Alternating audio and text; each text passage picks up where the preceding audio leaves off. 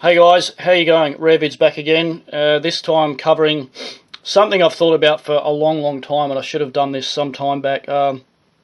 Covering the films of a friend of mine and very talented director, Jim Van Bebber, who directed one of my favourite films of all time, Deadbeat at Dawn, a film completed in 1988 that it took numerous years to complete because Jim had pretty much had to self-fund this film himself, and I guess it's another reason why I hold it in such high regard. I mean, the results of what he did for the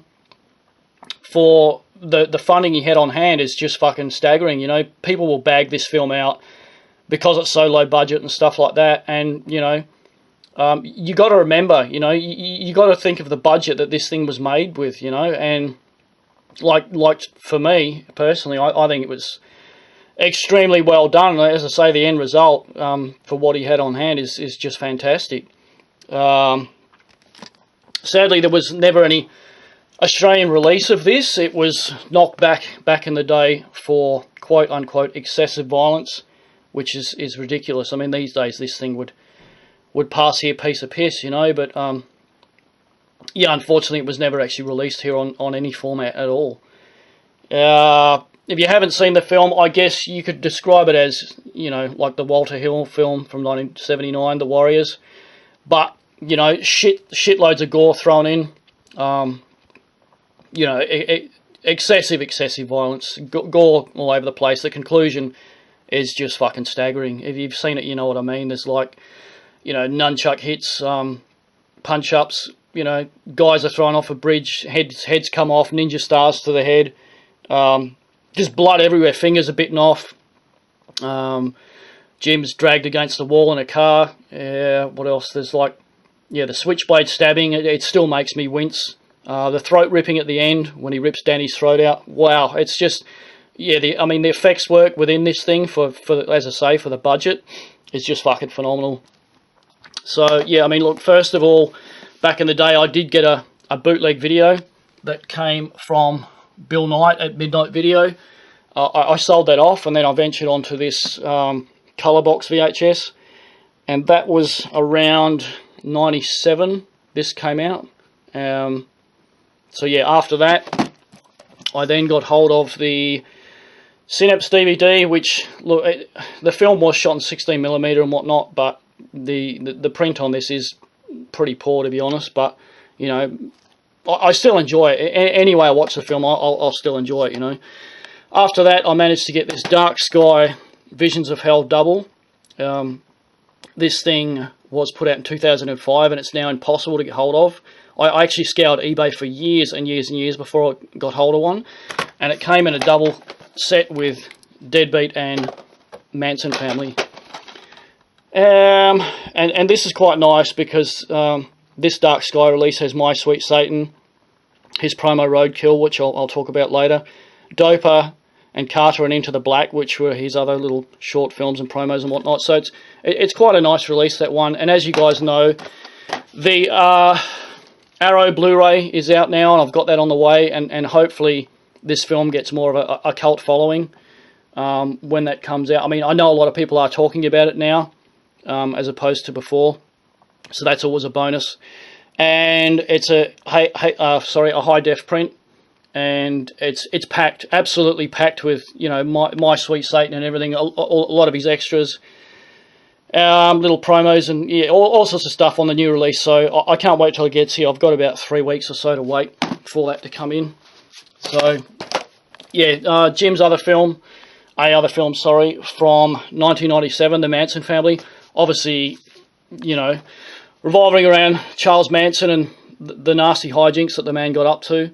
And it's quite, honestly, it's quite well done. Again, it was shot over the space of a few years. Again, story of Jim's life, unfortunately, trying to get funding for it, which is a shame because he's got such talent, And this is, again, it's excessively violent as well. It's probably why I like his film so much, to the point where the Australian release of this was cut. I can't remember exactly. It would have been rapes or something or other.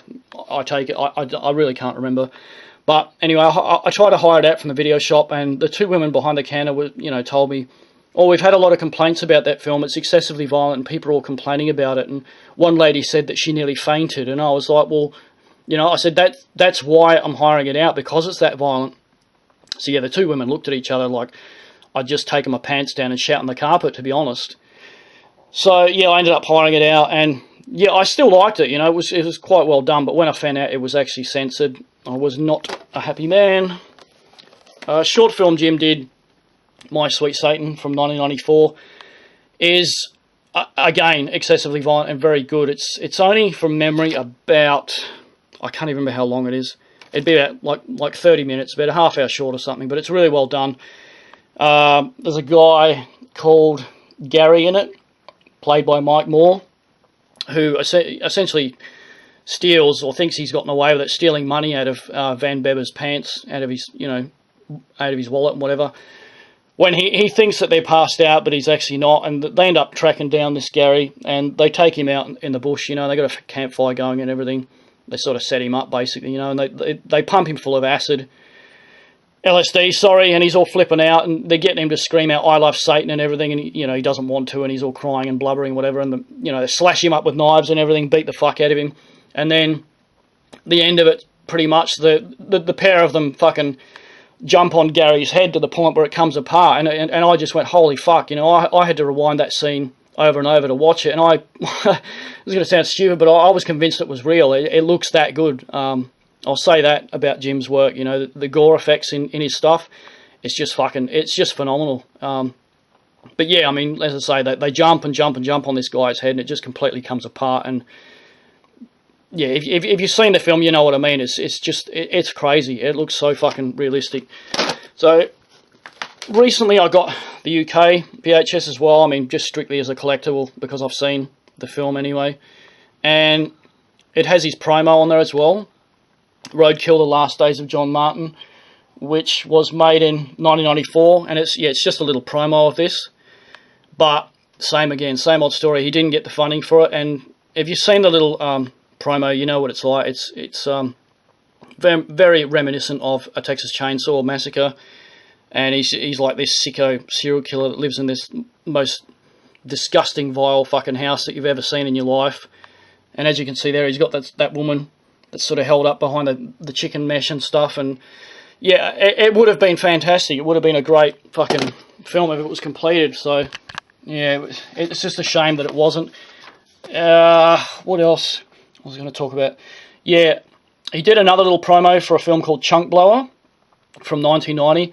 And the basic premise was it was a tow truck driver. I mean, I love the idea, who goes around to, stranded motorists on the freeways and whatever, and, he basically fucking does what he wants, murders them, kills them. He's basically a tow truck serial killer, and I thought it was quite a clever idea, and unfortunately it was never completed. Same with the Gator Green promo he did in 2013. That wasn't completed either.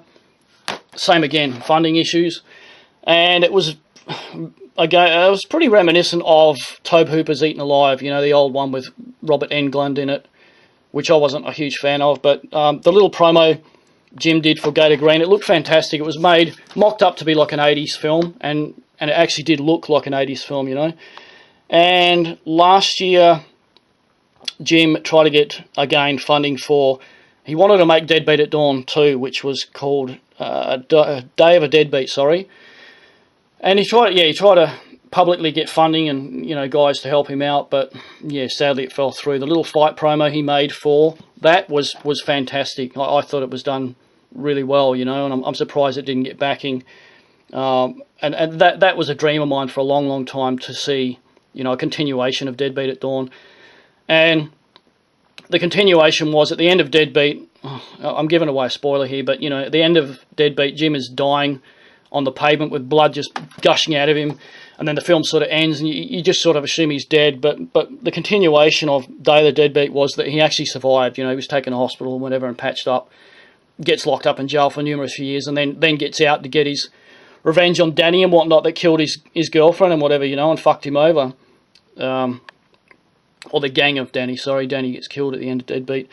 But as I say, yeah, the end of Deadbeat itself, like, I mean, the gore effects are just phenomenal. Like I say, when the Danny character get his fucking throat ripped out, like, it just looks fantastic. Jim's fingers get bitten off. Yeah, the switchblade stabbings, like you know, and like Jim did all you know, he got right into it. He did all the stunt work and everything himself. There was no stunt doubles. There was no fucking CGI. There was no fucking fake shit. And you know, if you've seen the film, you know what I mean when he gets dragged, bloody, essentially hanging off a side of a car against a brick wall.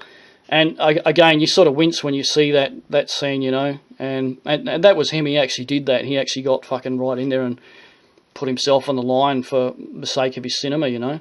So kudos to the guy. He's so passionate about this stuff that, you know, he'll do whatever to get these things done. So in that regard, I'm quite pissed off that he didn't get the funding to do a lot of these other little things that he made promos for on that, you know, especially Chunk Blower, like I say, the serial killer tow truck driver. I mean, that's a stroke of genius. I think that's a fucking fantastic idea. But as I say, any Deadbeat stuff, I'll collect it. This is pretty much my favourite shirt of all time. This is long gone. It was a rotten cotton shirt. And unfortunately, I think there is one or two little moth fucking holes in it here and there. But, you know, I'm going to cry when this thing gets worn out because you cannot get this shirt anymore. And I've got this great big huge poster, UK poster. It's a bit of a grey area. Some people say it's a legit poster. Other people say it's like a copy. This guy in the UK, apparently he's been selling these for a while. So whether, I still don't know. Honestly, I'm still happy with it, I guess. But I still don't know if it's a legit poster. I suspect it's not.